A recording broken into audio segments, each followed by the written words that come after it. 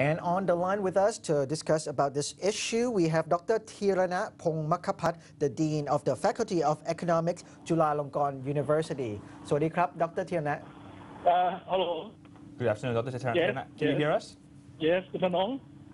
Yes, Dr. Thirana, what is your comments on the subsidy policies by the government, namely the first vehicle tax refund, the oil price, and the rice pledging scheme? How would these prop up the economy, and how are you worried about the financial health of Thailand? Okay, I couldn't hear well, but let me say like this. Right now, Thailand has been doing various kinds of subsidies. And the new government is working on at least 3 types of subsidies. Okay. Focus on this.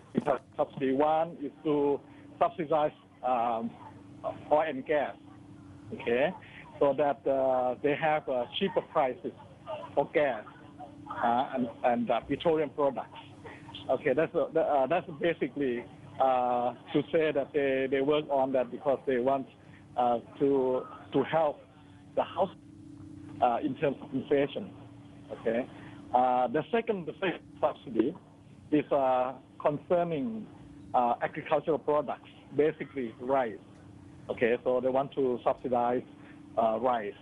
Okay. And right now, Thailand has been changing the scheme from the previous scheme that basically is a flight floor, is a price subsidy.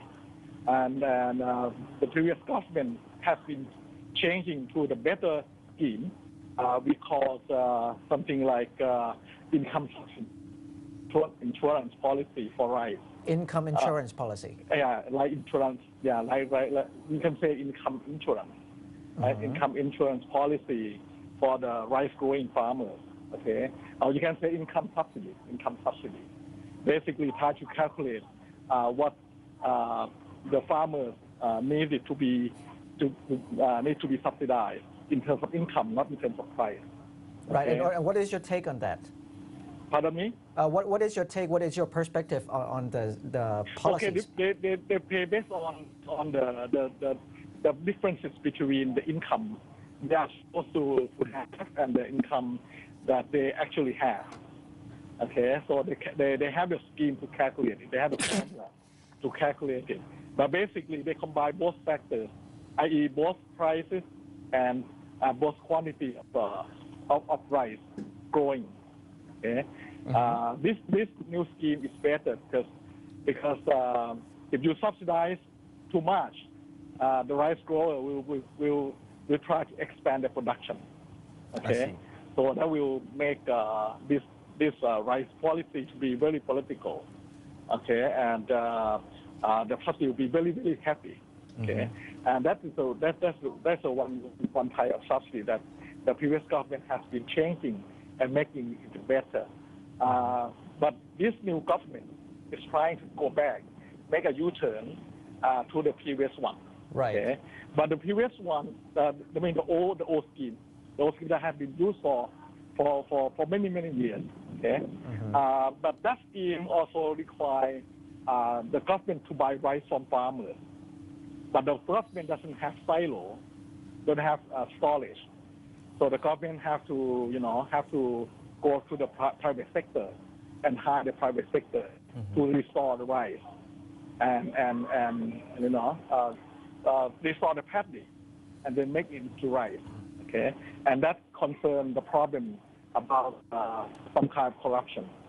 And if in the past we used to find out that there was so much corruption in the old scheme. Okay, so the new scheme doesn't require the government to buy rice or paddy from the farmers. Okay? Just calculate and pay the money or subsidy to the farmers directly based on the income they earn and the target that the government set. Okay, so you're basically saying that the government is buying all the rice and becoming the major seller itself, eliminating the middleman. Right. And how is that going to affect the? They don't need the middleman for the previous government scheme. Okay? And right now the government is trying to change the present scheme to the older one. Okay, And right now, there are a lot of problems now. We don't know yet whether the government could do it well. The new government tried to explain that the reason they have to do, even though they have a lot of problems concerning corruption, concerning many things, but they say that they will take care of the corruption problems. Dr. And that's what they say. And they also say that there is a way that we need to change. So they ask for the opportunity, for the chance, for the government to change to this old scheme first. I see, Dr. If the old scheme is not working, they can take back. And how about if you're talking about problems, are you worried that implementing these policies could generate a risk to inflationary pressure on the country's economy? Of course. There will be a lot of pressure because the government has to find the operations or do this to work on all this stuff. And so far it was gone, So the government has to reset everything back again. So it's kind of confusing a little bit in terms of operation or implementation. Okay. And the third subsidy is a wage subsidy. The government promised in the election that they will do two kinds of wage subsidy. Yes. Right. One is to work on the private sector for the unskilled rate. We call minimum wage rate. So they want to raise from something like 200 something. It's not uniform rate in Thailand at the moment. Okay, they will change from something like around 220 baht per day to 300 baht per day. Yes. Okay, that's what they are trying to do. This scheme, this policy, is not easy to work because the private sector consists of various kinds of industries and sectors. Some industries which are very labor intensive, like garments, like textiles, and actually most manufacturing sector would not be able to handle this much of minimum wage rate. Yeah, because Thailand is mainly a labor-intensive economy country. Right. But for the service sector, it's no problem. I see. Because the private sector, basically, they don't hire unskilled labor anyway. Very little, right? Like for example, if you talk about the telecommunication, telecom, a firm, basically they have very few skilled labor. Okay, probably none. Okay, so basically some don't have problems, but some would have to adjust, and some would not be able to handle it. Dr. Tirana, can you assess for us, please, which of the policies that the governments have proposed is the best policy and which is the worst, very quickly? Well, right now, I don't think we can see any best policy now, because the new favor of the policy basically is very populist. It's very populist. That means that the economic policy is not based on economics itself, but it's based on political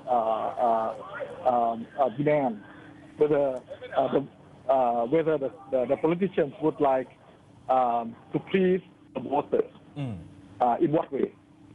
Okay, and that's the reason why the economic policy at the moment seems to be quite not really logical.